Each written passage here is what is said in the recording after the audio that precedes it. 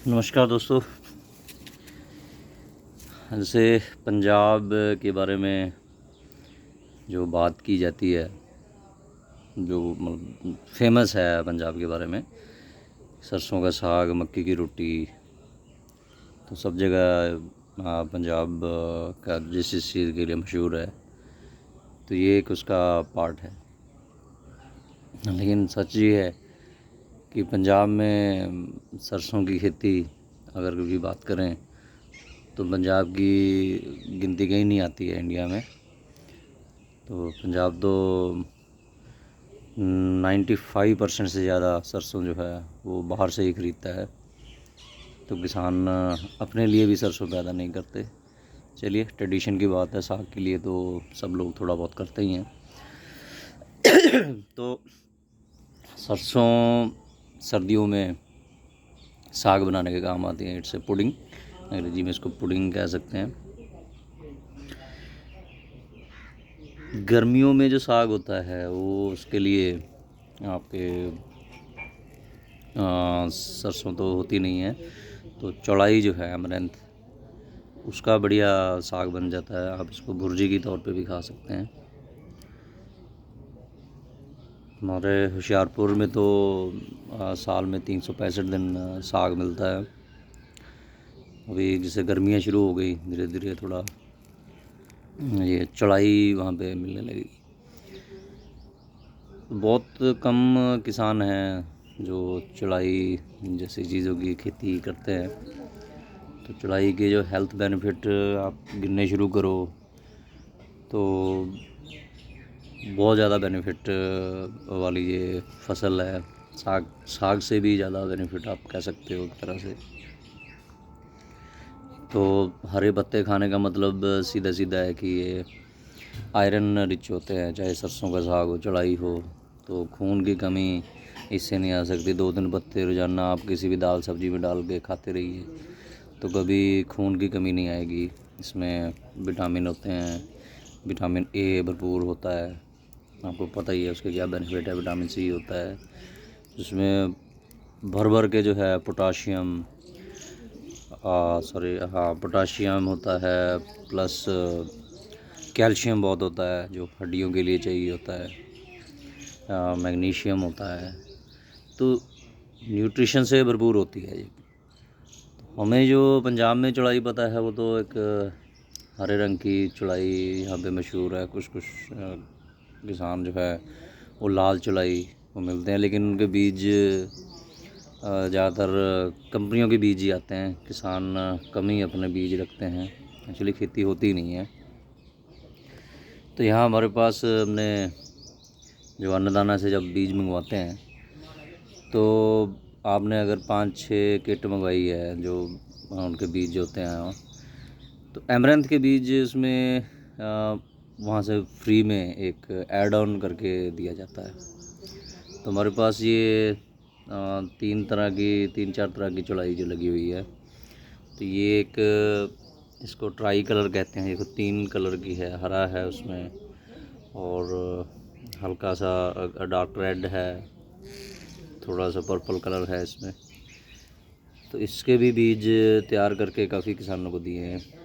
और जैसे मास्टर मदन लाल जी कहते हैं कि अपने आप उगने चाहिए, तो अब तो बगीची में ये मैंने बिजाई की ही नहीं है। तो पिछले साल शुरू की थी, तो बीज मैंने पौधे जो थे नर्सरी तैयार करके लगाए थे, इधर उधर बिखरे हुए थे, तो उगे जा रहे हैं। उनको उखाड़ फाड़ के प्रॉपर लगाते जा रहे हैं।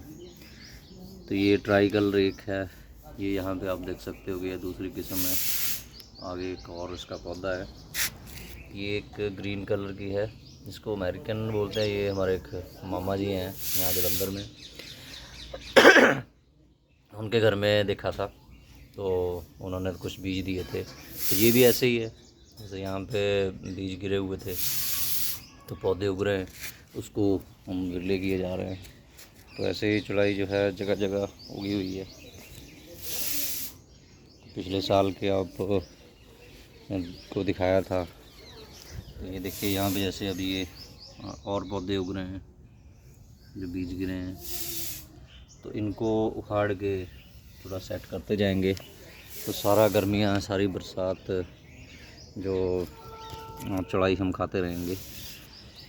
ये आप देख सकते हैं कि कैसे इसके पौधे, तो जितने भी ऐसे पौधे उगे थे ये हमने इस तरीके से इनको जो है लगा दिया है। तो ये करीबन ये किस्म जो है जो ग्रीन लीव, ये लगभग 7-8 फीट तक ऊंची हो जाती है ये। तो इन ऐसी ऐसी जो फसलें हैं, ये खेत में इनको कोई खाद वगैरह की ख़ास ज़रूरत भी नहीं होती और देखने भी बड़े खूबसूरत लगते हैं। यहाँ एक और किस्म है, ये सण के पौधों के बीच में अगर थोड़ा सा दिखाई दे रहा हो, तो चौड़ाई जो है वो एक बहुत ही पौष्टिक आहार है। किसान बड़े आसानी से इसकी खेती जो है वो कर सकते हैं। तो सर्दियों में आप इसके देखो पत्ते तोड़ते जाएंगे। जैसे ये हमने जो भी एक बार बना लिया है इस बार, तो लगभग ये अगस्त सितंबर तक ऐसे ही चलती जाएगी। तो अभी इसमें फिर बीज आएंगे, फिर ये बिखर जाएगी, तो और आगे चलता जाएगा कि कभी भी बिजाई करने की ज़रूरत नहीं पड़ेगी। तो जहाँ आपने एक बार बीज दिया वहाँ पे ऐसे ही लगातार चलता जाएगा। तो ये सिर्फ खुराक के लिए नहीं है।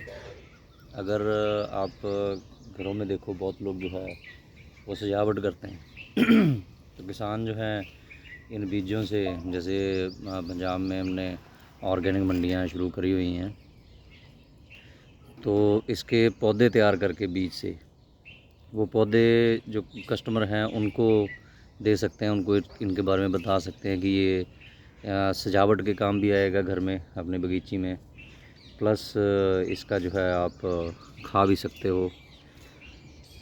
तो अगर मान लो एक में से एक जो इसका फूल बनता है उसमें से मान लो 5,000-6,000 बीज निकलते हैं, इतने आराम से निकल जाते हैं।